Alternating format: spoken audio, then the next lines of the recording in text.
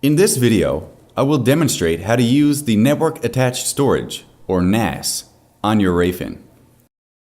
NAS, or Network Attached Storage, allows you to connect to external storage, increasing the space available on your Rayfin, and currently supports Network File System, NFS.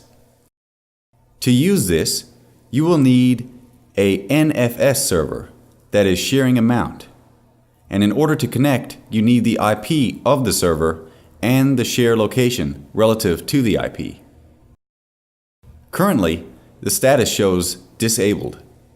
For this example, we will connect to a server that's located at 192.168.2.188 and the share located at /var/NFS/general. Once these two fields are populated, click Connect.